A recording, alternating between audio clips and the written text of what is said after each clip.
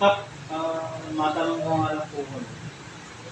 Ito po bang pagluhok po ninyo sa politika na to ulit na bilang mga punong barangay? Ito po ba'y calling po sa inyo?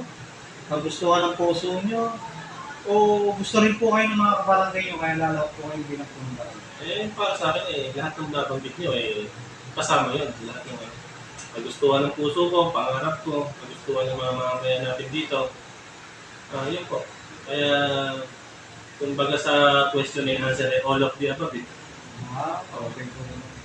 Kung sakali po ba bibigyan kayo ng pagkakataon na maging ama ng barangay, ano po yung nakikita niyo po dapat i-priority talaga dito sa ating barangay? Sa priority, napakaraming problema ng ating barangay. Kung iisa-isahin ko. Pero sabi ko nga sa sarili ko, hindi ako magpepera, kundi bibigay ko na lang yung talagang tunay na serbisyo. Una-una, yung mga secondary roads, gusto ko, simentado talaga yan. Wala tayong pipili kung anong kulay man yan. Ang ilaw, talagang pailawin natin at kailangan natin yan.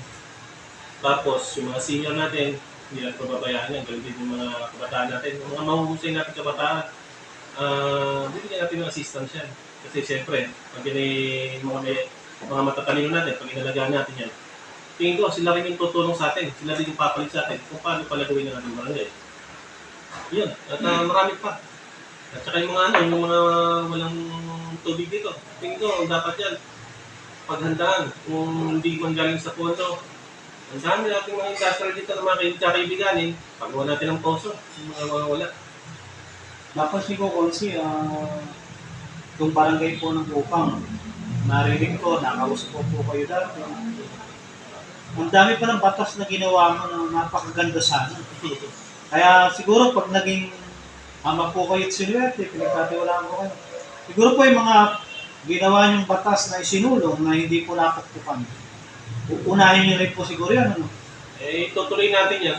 Tapos, i-respeto ko yung mga kagawan na, hindi portis kalaban, no? Hindi natin bigay.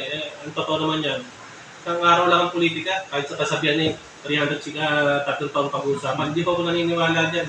Tapos, ang eleksyon sa atin, gumawa ka ng ordinansa, ikabubuti, pag-aaralan ko, maganda, sulong. Kung pinakailangan ng tawag ito, ng public hearing, ilalagay natin sa tamang oras, hindi gabi.